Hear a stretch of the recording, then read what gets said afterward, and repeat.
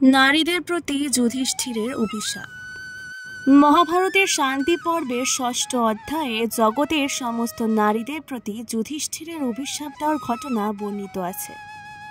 18 দিন ধরে চলার পরে শেষ হলো কুরুক্ষেত্রের ধর্মযুদ্ধ। কৌরব ও পাণ্ডব এই দুই পক্ষের 18 অক্ষৌহিণী সেনা এই যুদ্ধে প্রাণ ত্যাগ করলেন। 100টি ছেলের মৃত্যু শোকে আকুল হয়ে উঠলেন মহারাজ ধৃতরাষ্ট্র ও রানী গান্ধারী। তারপর মৃতদের অন্তিম সৎকারের সময় এলে সঞ্জয় ও বিদুর ধৃতরাষ্ট্রকে বুঝিয়ে বললেন, মহারাজ, এখন মৃত ব্যক্তিদের পারলৌকিক কাজের সময় এসেছে। আপনি শোকের মোহে নিজের কর্তব্যে অবহেলা করবেন না। তখন নিজেকে কিছুটা সামলে নিয়ে গান্ধারী ও অন্যান্য মহিলাদের সঙ্গে ধৃতরাষ্ট্র কুরুক্ষেত্রে যাত্রা করলেন। এদিকে পাণ্ডবরাও কৃষ্ণ, সাত্যকী, দ্রৌপদীকে নিয়ে কুরুক্ষেত্রের দিকে আসছিলেন। পথের মধ্যে দুই দলের দেখা হলো। পাণ্ডবরা একে একে ধৃতরাষ্ট্রের কাছে গিয়ে নিজেদের নাম বলে তাকে প্রণাম করতে লাগলেন। তখন ধৃতরাষ্ট্র বাকিদের সাথে ভালো করে কথা না বলে ভীমকে খুঁজতে থাকলেন। তার উদ্দেশ্য বুঝে কৃষ্ণ ভীমের একটি লোহার মূর্তি তার সামনে এগিয়ে দিলেন। ধৃতরাষ্ট্র সর্বশক্তি দিয়ে মূর্তিটিকে আলিঙ্গন করতে সেটি চূর্ণ বিচূর্ণ হয়ে গেল। কিন্তু তারপরে ধৃতরাষ্ট্র ভীমকে হত্যা করেছেন ভেবে অনুতপ্ত হলেন। তখন ভীম এসে তাকে প্রণাম করলে ধৃতরাষ্ট্র আশীর্বাদ করলেন।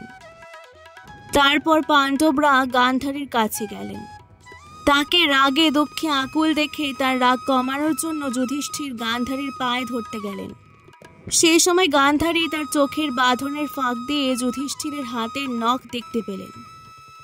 তার ফলে যুধিষ্ঠিরের সুন্দর নখ কুৎসিত হয়ে গেল।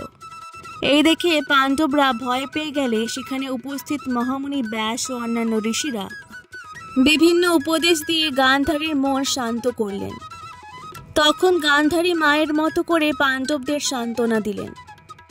উপযুক্ত সময় এলে যুধিষ্ঠিরের আদেশে ধৌম্য, বিদুর, সঞ্জয়, ইন্দ্রসেন প্রভৃতিরা শত শত চন্দন কাঠের চিতা তৈরি করে যুদ্ধে নিহত বীরদের দেহের সৎকার করলেন। তারপর ধৃতরাষ্ট্রকে সামনে রেখে সবাই মিলে গঙ্গার তীরে গেলেন ও বিধি অনুযায়ী তর্পণ করলেন। তখন হঠাৎ দেবী কুন্তী শোকে আকুল হয়ে কাঁদতে কাঁদতে পাণ্ডবদের ডেকে বললেন, অর্জুন যাকে বধ করেছেন সবাই যাকে সারথীর ছেলে বলে মনে করত, সেই মহাবীর কর্ণের উদ্দেশ্যেও তোমরা তর্পণ করো, কারণ তিনি তোমাদের বড় ভাই ছিলেন। ভগবান সূর্যদেবের ঔরসে আমার গর্ভ থেকে তার জন্ম হয়েছিল। এই কথা শুনে পাণ্ডবরা বিস্ময়ে ও শোকে বাকরুদ্ধ হয়ে গেলেন। যুধিষ্ঠির বললেন, মা, এসব কথা আপনি আগে কেন বলেননি? অভিমন্যু, দ্রৌপদীর 5 ছেলে এবং নিজেদের আত্মীয় বন্ধুদের মৃত্যুতে আমরা যত না দুঃখ পেয়েছি, কর্ণের জন্য তার শতগুণ বেশি দুঃখ এখন আমাদের পেতে হচ্ছে। আমরা যদি তার সঙ্গে মিলিত হতে পারতাম তবে ত্রিভুবনের কোনো জিনিসই আমাদের নাগালের বাইরে থাকতো না, এই ভয়ানক যুদ্ধও হতো না। তারপর যুধিষ্ঠির কর্ণের স্ত্রীদের সঙ্গে কর্ণের উদ্দেশ্যে তর্পণ করলেন। আত্মীয়দের সৎকার ও তর্পণের পর অশৌচের সময় কাটানোর জন্য যুধিষ্ঠির 1 মাস গঙ্গা তীরেই থাকার সিদ্ধান্ত নিলেন। সেই সময় ব্যাস, নারদ, দেবল প্রভৃতি মহর্ষিরা এবং বেদজ্ঞ স্নাতক ব্রাহ্মণরা তাদের সঙ্গে দেখা করতে এলেন। যুধিষ্ঠির তাদের সবাইকে অভ্যর্থনা করে বললেন, আপনাদের আশীর্বাদে ভীম ও অর্জুনের বীরত্বে আমরা সারা পৃথিবী জয় করেছি, কিন্তু স্বজনদের মৃত্যুর পরে জয় আমার কাছে পরাজয়েরই সামিল মনে হচ্ছে। বিশেষত কর্ণের মৃত্যু আমাকে সবচেয়ে বেশি কষ্ট দিচ্ছে। তিনি যে আমাদের ভাই কথা জানার পরেও কৃতজ্ঞতার জন্য কর্ণ দুর্যোধনের পক্ষ ছেড়ে যাননি।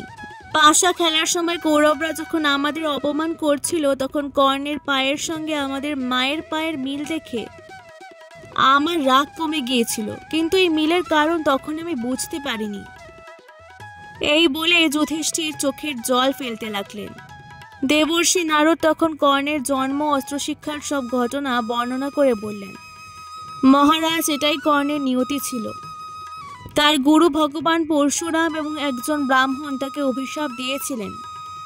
ইন্দ্রদেব তার আশ্চর্য কবচ ও কুণ্ডল নিয়ে নিয়েছিলেন। এইসব কারণে এবং বাসুদেব কৃষ্ণের কূটনীতির ফলে কর্ণ যুদ্ধে অর্জুনের হাতে নিহত হয়েছেন। তার জন্য আপনার শোক করা উচিত নয়। এইসব কথা শুনে কুন্তী কাতর হয়ে বললেন, যুধিষ্ঠির, আমি নিজে কর্ণের কাছে প্রার্থনা করেছিলাম। ভগবান সূর্যদেবও তাকে অনুরোধ করেছিলেন, তবু আমরা তোমার সঙ্গে কর্ণের মিল করাতে পারিনি। যুধিষ্ঠির তখন বললেন, মা, কর্ণের আসল পরিচয় আমার থেকে লুকিয়ে আপনি আমাকে কষ্ট দিয়েছেন। এরপর এই ঘটনায় দুঃখিত হয়ে মহাতেজা যুধিষ্ঠির জগতের সব নারীদের অভিশাপ দিলেন, স্ত্রী জাতি কখনোই কোনো কথা নিজেদের মনে লুকিয়ে রাখতে পারবে না। এই হলো মহাভারতের শান্তি পর্বের 6ষ্ঠ অধ্যায়ে জগতের সমস্ত নারীদের প্রতি যুধিষ্ঠিরের অভিশাপ দেওয়ার ঘটনা। আজকের ভিডিওটি ভালো লাগলে অবশ্যই পুরাণ গল্পকথাকে সাবস্ক্রাইব করে দেবেন, লাইক, কমেন্ট আর শেয়ার করে দেবেন। অনেক অনেক ধন্যবাদ।